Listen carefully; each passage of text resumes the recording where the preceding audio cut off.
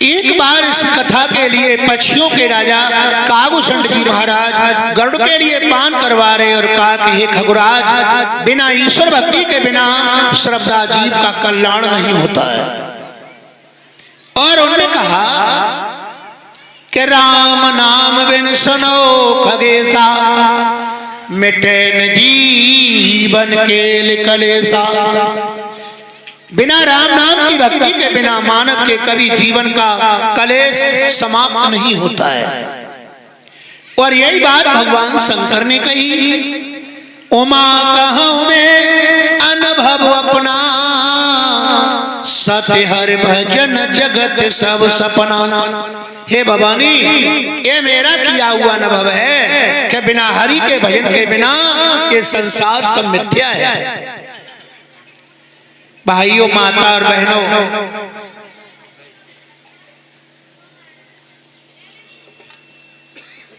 राम केवल प्रेम प्यारा, जान सके कोई जाननारा। उन्हें यह भी कहा है कि राम है केवल प्रेम प्यारा और जान सके कोई जाननहारा। मेरी महिमा को, मेरे गुणानुवाद को, मेरी भक्ति को कोई कोई जानता है, हर कोई नहीं जान पाता है।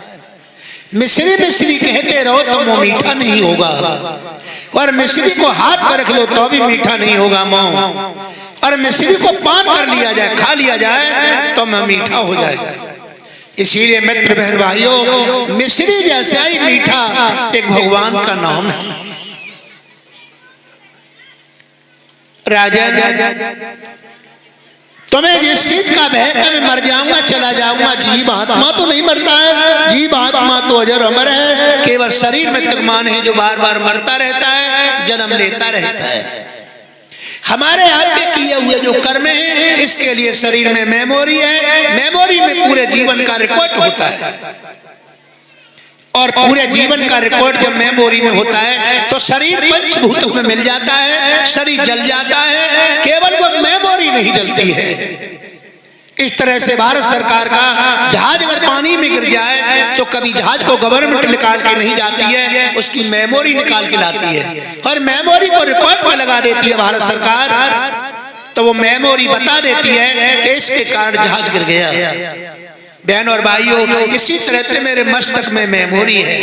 यह मेमोरी नहीं जलती है, ये मेमोरी धर्मराज के हाथ चली जाती है, और मेमोरी को रिकॉर्ड पर लगाया जाता है तो आपके समस्त जीवन का जो कर्म है उस मेमोरी के अंदर लिखा होता है।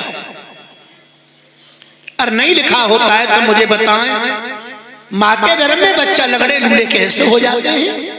माँ तो कभी नहीं चाहती है कि मेरा बेटा और बेटी लगड़े लूले हो जाए। जन्म लेने के बाद लगड़े लूले अन्य प्रकार के होते हैं। ये क्या है? ये मेमोरी ही तो है। जीव कर्म के अनुसार ही केवल यहाँ आने के बाद पश्चाताप करता है कि मैंने कोई न कोई ऐसा कर्म किया होगा, इसके द्वारा प्रभु ने मुझे लंगड़ा लूला बना दिया। हे राजन, शरीर के अंदर 5 कोष होते हैं।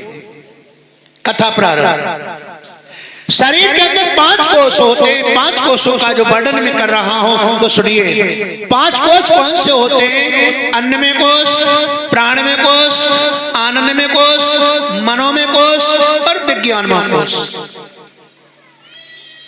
अब जीव अन्न में कोष में जब जाता है तो भूख लगती है। अन्न में कोष में जीव जब जाता है तो भूख लगती है, और प्राण में कोष में मन जब जाता है तब प्राणी बैठ करके परमात्मा का भजन करता है और अच्छी बातें करता है। अन्न में कोष, प्राण में कोष, आनंद में कोष, और आनंद में कोष में जब जीव आता है तो आनंद की बातें करता है, बहुत हंसता है, अच्छी बातें करता रहता है। और मनो में कोष, और मनो में कोष में जब मन चला जाता है, मनोमय कोष में जब मन जाता है उस समय प्राणी केवल मन लगाकर अपना काम करता है।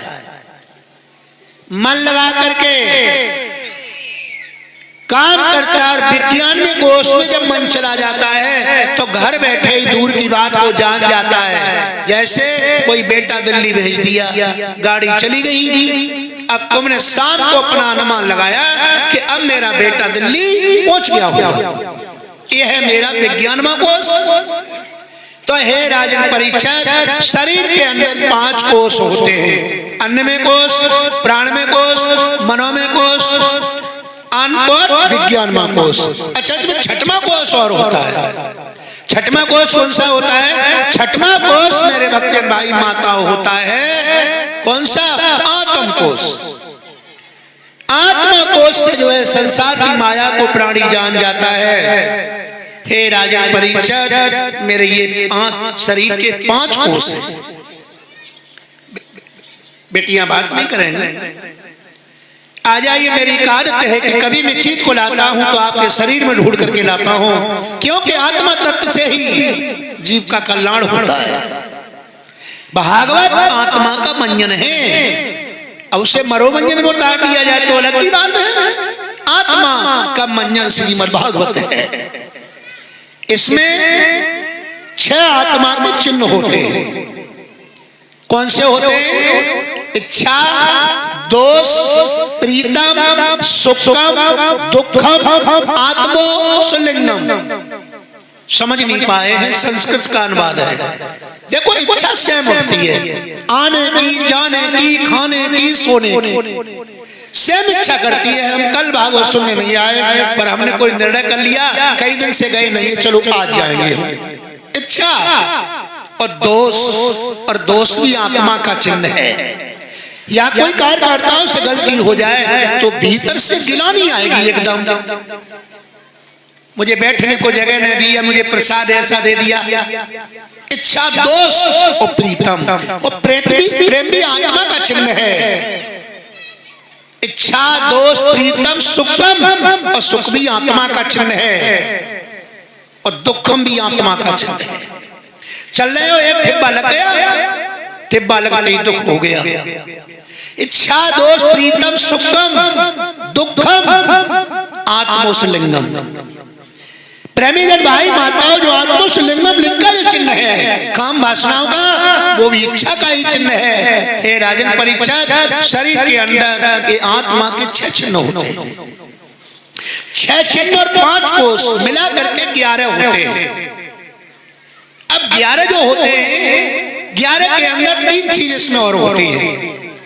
वो 3 चीजें कौन सी होती हैं? जो शरीर की, जीव के 3 चिन्ह होते हैं, सूक्ष्म, कारण और स्थूल। नहीं समझे? जीव का 3 अवस्था है, सूक्ष्म, कारण और स्थूल। ये स्थूल शरीर मेरा बैठा हुआ है और कारण मेरा बात कर रहा है, और जब सूक्ष्म जीव निकल के जाएगा फिर उसे कोई देख नहीं पाएगा। वो इतना सूक्ष्म है कि किसी घर में लाइट आ रही है और तुम्हारे घर में लाइट जब घर में पहुंचती है और तुमने झाड़ू लगा दिया तो आपने देखा होगा लाखों प्रकार के पतंगा व रोशनी में दिखते हैं। क्या दिखते हैं ना? बात से भी 1000 गुना वो सूक्ष्म जीव होता है। सूक्ष्म, कारण और स्थूल 4 अवस्था शरीर की होती है। सपन, सुषुप्ति, जागृत और तुरीय। सपन, सुषुप्ति, जागृत और तुरीय शरीर की 4 अवस्थाएं। ध्यान देंगे। सपन शरीर में बर्राट होगा। बर्राट में ऐसी चीजें आपने देखी जो कभी नहीं देखी होंगी, है ना? ये क्या आया? सपन। कहां से आया ये? कई जन्मों से गाड़ी चली आ रही है, कई जन्मों से आत्मा चली आ रही है। पता नहीं कौन से जन्म में हमने क्या क्या देखा। कभी ऐसे सपने आते जो कभी न देखे हो, वो किसी जन्म में हमने देखा उसको। सपन और सुषुप्ति। और जीव जब सुषुप्ति में गया, सुषुप्ति में पहुंचा जीव, तो जीव सुषुप्ति में जाके क्या करता है? गुरु देखता है, माता पिता देखता है, मंदिर देखता है, भगवान की तस्वीर देखता है, अन्य प्रकार की अच्छी चीजें देखता है। और जागृत, तीसरा शब्द है जागृत। जागृत का अर्थ है मेरे मित्र बहन भाइयों कि जो तुमने दिन में देखो वही रात में देखने लगे। मैं एक बार जिला भरतपुर में एक गांव पड़ता है फतेहपुर सीकरी से ऊपर एक गांव है डड़ूकरा, और मैं श्रीमद् भागवत चल रही हूं, वहां पर भिंडी बहुत होती है। तो वो बेटियां के यहाँ जो भागवत हो रही थी, वो बेटियां भिंडी तोड़कर आई और एक चारपाई पर सो गई। इनके यहाँ सप्ताह भागवत होती है, वहां जगह नहीं रहती उनके घर में। अब बेचारी खटोला से पर लेट गई दोनों बहनें, और यही कथा सारे दिन उन्होंने सुनी। अब हम तो भंडारे की बात करते रहे, तो वो लड़की छोटी बहन बड़ी बहन से कह रही, दीदी भिंडी रह गई, भिंडी रह गई, दीदी भिंडी रह गई, भिंडी रह गई। मेरी बात समझ में क्या कहा?